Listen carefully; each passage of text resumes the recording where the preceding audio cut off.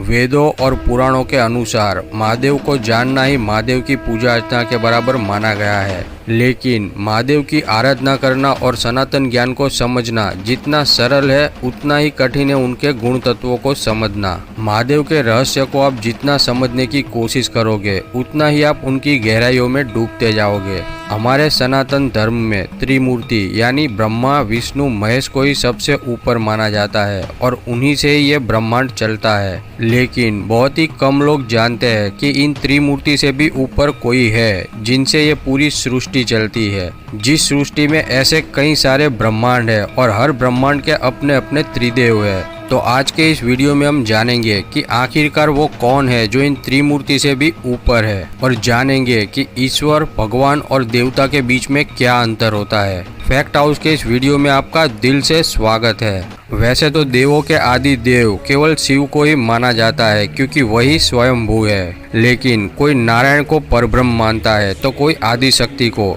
लेकिन ज्यादातर शिव को ही निर्गुण परब्रह्म माना जाता है। यहाँ हमें आपसी मतभेद को छोड़कर सनातन शास्त्रों की जटिलता को समझना जरूरी है और इसके लिए हमें ईश्वर भगवान और देवता में क्या अंतर है ये जानना बहुत ही जरूरी है। क्योंकि हम ईश्वर भगवान और देवता को एक ही समान मानते हैं जो कि गलत है। ईश्वर वो है जो निराकार है, जिनका कोई रूप नहीं, जो दिखते नहीं, उन्हें केवल महसूस ही किया जा सकता है। हमारे ऋषि मुनियों ने अपने अनुभव से जाना है कि ईश्वर ब्रह्म है। ब्रह्म यानी ब्रह्मा जी नहीं बल्कि वो सर्वोच्च शक्ति जो उत्पत्ति पालन और विनाश करती है। वो ना ही स्त्री है ना ही पुरुष, वो सिर्फ ब्रह्म है। वो ना ही भगवान है ना ही देवी या देवता है, ना ही ब्रह्मा विष्णु महेश है। वो सिर्फ और सिर्फ परब्रह्म है। ईश्वर सर्वत्र होकर भी अकेला है। सृष्टि से पहले भी वही थे और सृष्टि के बाद भी वही एकमात्र होंगे।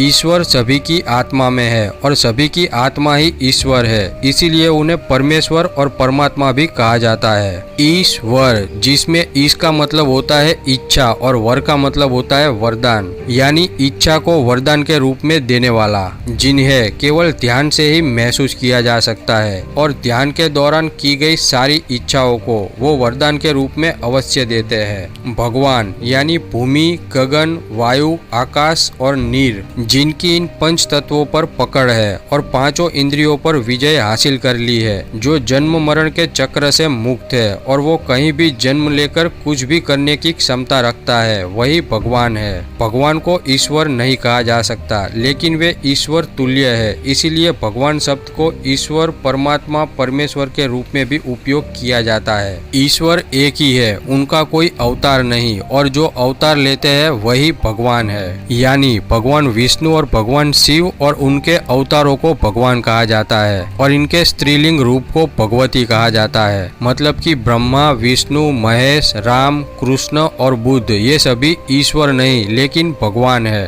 देवता जिसका अर्थ है दिव्य होना, यानी दिव्य शक्तियों से परिपूर्ण होना, ये ईश्वर और भगवान के प्रतिनिधि होते हैं। संसार में संतुलन बनाए रखना इनका काम है। इंद्रदेव अग्निदेव सूर्यदेव वायुदेव ये सभी देवता है, यानी जो कश्यप ऋषि के पुत्र है वो सभी देवता है। यानी ईश्वर निराकार है, उनको सिर्फ अनुभव किया जा सकता है, उनकी कोई लीला नहीं होती। भगवान साकार है जो सब कुछ कर सकने में सक्षम है, जो लीला करते हैं और उनके दर्शन भी संभव है। और जो दिव्य शक्ति से परिपूर्ण है वो देवता है जो कि मनुष्य को शक्ति प्रदान करते हैं और उनके जीवन पर प्रभाव डालते हैं। तो ये हमने जाना ईश्वर भगवान और देवताओं के बीच का अंतर। वेद में परब्रह्म के 3 तत्वों का वर्णन मिलता है। एक है अरूप, दूसरा है रूपारूप और तीसरा है स्वरूप, जिनमें से अरूप स्थायी तत्व है, वहीं रूपारूप और स्वरूप अस्थायी तत्व है। अरूप अर्थात निराकार और वही परब्रह्म है जो कि निराकार है, निर्गुण है,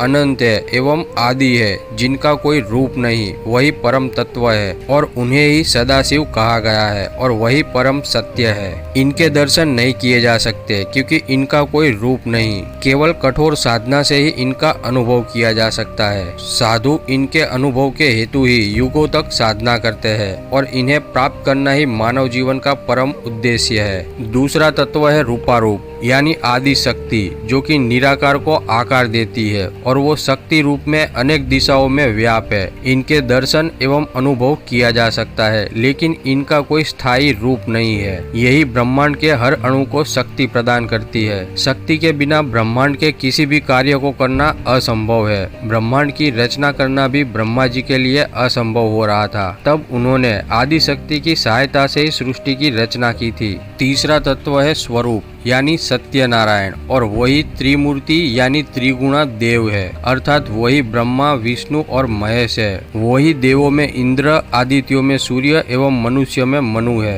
वही अंतरात्मा के रूप में हर जीव में मौजूद है और ये संपूर्ण ब्रह्मांड उनका ही रूप है और इनका स्थायी रूप में दर्शन और अनुभव किया जा सकता है। सत्यनारायण अरूप यानी निराकार और रूपारूप यानी शक्ति के सम्मिलित रूप है। निराकार और शक्ति ही परमात्मा के दो पहलू है। ये दोनों एक ही परमात्मा के भिन्न तत्व है, जिनमें सदाशिव निराकार है और माँ शक्ति उनकी अर्धांगिनी है। निराकार शांत एवं स्थिर है तो वहीं शक्ति चंचल और अस्थिर है, और इसी विशाल और अनंत निराकार में शक्ति बंधी हुई है। जैसे कि हमने आगे बताया कि सनातन ज्ञान को समझना जितना सरल है उतना ही कठिन है इनके गुण तत्वों को समझना। प्रत्येक कल्प में निराकार सदाशिव ने ही आकार धारण किया है और वही निराकार सदाशिव प्रत्येक कल्प में अरूप तत्व से रूपारूप में परिवर्तित होते हैं और वही स्वरूप में भी परिवर्तित होते हैं। यानी सदाशिव ही स्वयंभू आदि अनंत परब्रह्म है और वही परम सत्य है। रुद्राष्टकम के द्वितीय श्लोक में निराकार रूपी परमेश्वर सदाशिव का वर्णन किया गया है। निराकार मोड़कर मूलम तुर्यम गिरा ज्ञानम गोति तमीशम गिरीशम करालम महाकाल कालम कृपालम गुणागार संसार पारम नतोड़हम, अर्थात जो निराकार है, जो ओमकार है, जो तीनों गुणों यानी सत रज तम से भी परे है, जिनको केवल साधना से ही अनुभव किया जा सकता है, जो वाणी एवं सप्तेश्वर है, जो सभी ज्ञान एवं इंद्रियों से परे है, जो पहाड़ों के भगवान यानी कैलाशपति है, जो कि विकराल है, जो महाकाल के भी काल है, जो कृपालु है, जो समस्त गुणों के परम धाम है। इस संसार से परे उस परमेश्वर को मैं प्रणाम करता हूँ। प्रत्येक कल्प के अंत में ये संपूर्ण सृष्टि की शक्ति एवं समय इसी अरूप यानी निराकार में विलीन हो जाती है। तब केवल निस्तब्धता, अंधकार एवं शांति रह जाती है। तब शक्ति लुप्त होने के कारण सदाशिव निस्तेज हो जाते हैं और वो घोर साधना में समाधिष्ट हो जाते हैं। फिर जब सदाशिव ध्यान से जागते हैं तब वे शक्ति के अभाव में निस्तब्धता से घिरे रहते हैं। तो पुनः शक्ति को जगाने हेतु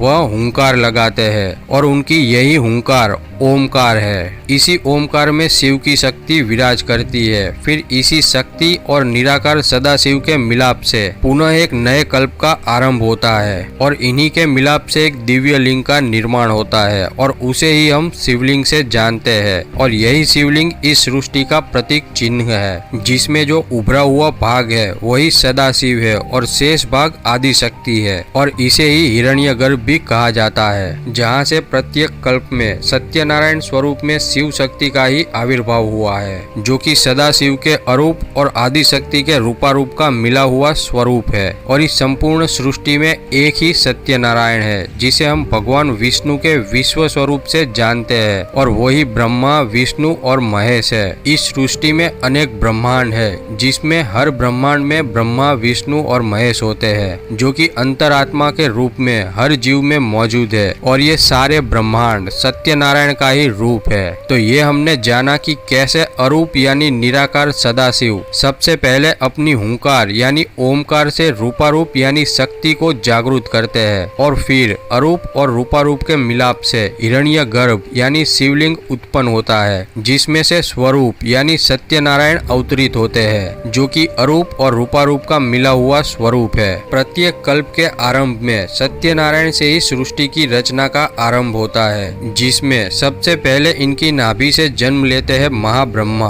तब महाब्रह्मा अपने अस्तित्व को जानने के लिए आतुर रहते हैं, लेकिन सत्यनारायण योग निद्रा में होने के कारण ब्रह्मा अपना परिचय प्राप्त करने के लिए परम सत्य की साधना में लीन हो जाते हैं और इसी साधना से प्रसन्न होकर निराकार सदाशिव यानी अरूप परम तत्व स्वरूप आकार धारण करते हैं, जिन्हें सनातन शास्त्रों में स्वयंभू के नाम से जाना जाता है। वही आदि देव है, वही परम सत्य है और वही परम तत्व है और ब्रह्मा जी की तपस्या से प्रसन्न होकर वह ज्योतिर्लिंग से प्रकट होते हैं, जिन्हें देखकर ब्रह्मा उनकी स्तुति और पाठ करते हैं और प्रत्येक कल्प के आरंभ में महाब्रह्मा परम तत्व को प्राप्त करते हैं और इसीलिए परम तत्व को अनुभव करने के ज्ञान को ब्रह्म ज्ञान कहा जाता है। ब्रह्मा जी की तपस्या से ही निराकार परम तत्व प्रत्येक कल्प में स्वरूप धारण करते हैं और ब्रह्मा जी उन्हें नाम देते हैं और इस कल्प में निराकार परमेश्वर ने महेश्वर का स्वरूप धारण किया है और महाब्रह्मा ने उन्हें ही महादेव का नाम दिया है।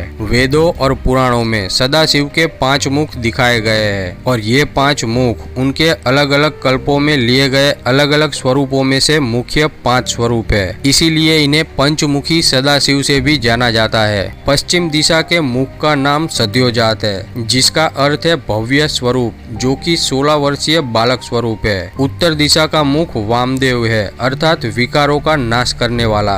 दक्षिण दिशा का मुख अघोर है, यानी रुद्र है, अर्थात निंदित कर्म करने वाला, जो कि शिव कृपा से निंदित कर्म को भी शुद्ध बना लेता है। पूर्व मुख का नाम तत्पुरुष है, अर्थात अपनी आत्मा में स्थिर रहने वाला। और ऊर्ध्व मुख का नाम ईशान है, अर्थात स्वामी या शक्ति का स्वामी। और इन्हीं 5 मुखों से पंच तत्वों यानी अग्नि, वायु, जल, आकाश और पृथ्वी की उत्पत्ति हुई। श्वेत लोहित कल्प में सदाशिव पर ब्रह्म ने महाब्रह्मा जी को अपने पहले स्वरूप सद्योजात रूप में दर्शन दिए और सद्योजात मंत्र देकर ब्रह्मा जी को सृष्टि रचना के योग्य बनाया। फिर रक्त नाम के कल्प में सदाशिव ने वामदेव रूप में महाब्रह्मा जी को दर्शन दिए और ये स्वरूप ब्रह्मा जी के जीव सुलभ अज्ञान को हटाने और सृष्टि की रचना की शक्ति देने के लिए लिया था। फिर 21वें कल्प में सदाशिव पर ब्रह्म ने महाब्रह्मा जी को तत्पुरुष रूप में दर्शन दिए और उन्हें रुद्र गायत्री मंत्र दिया। फिर जब शिव कल्प में ब्रह्मा जी फिर से अपने अस्तित्व को जानने के लिए उत्सुक हुए, तब सदाशिव ने उन्हें अघोर रूप में दर्शन दिए, जो कि काफी भयंकर रूप है। तब ब्रह्मा जी को उन्होंने अघोर मंत्र दिया। फिर विश्वरूप नाम के कल्प में सदाशिव पर ब्रह्म ने महाब्रह्मा जी को ईशान रूप में दर्शन दिए और उनके साथ ही सिंहनाद करती हुई सरस्वती भी प्रकट हुई। तब ईशान भगवान ने सरस्वती सहित ब्रह्मा जी को सन्मार्ग का उपदेश देकर कृतार्थ किया। ऐसे ही ब्रह्मा जी हर एक कल्प में अपने अस्तित्व को जानने के लिए उत्सुक होकर निराकार सदाशिव के ध्यान में लीन हो जाते हैं और हर बार निराकार सदाशिव ने उन्हें अलग अलग रूप में दर्शन दिए और अपने शरीर से शक्ति को जागृत किया, ताकि ब्रह्मा जी को सृष्टि की रचना में सहायता मिल सके। तो ये थी शिव के पंचमुखी अवतार की कथा, जिससे मनुष्यों के अंदर शिव भक्ति जागृत होती है और उसकी समस्त मनोकामनाएं पूर्ण होती है। तो आशा करता हूँ कि आपको ये जानकारी जरूर अच्छी लगी होगी। अगर आपको ये वीडियो अच्छा लगा तो इसको ज्यादा से ज्यादा शेयर करें और चैनल को सब्सक्राइब करके बेल आइकॉन जरूर दबाएं। तो मिलते हैं अगली वीडियो में, तब तक के लिए गुड बाय, टेक केयर।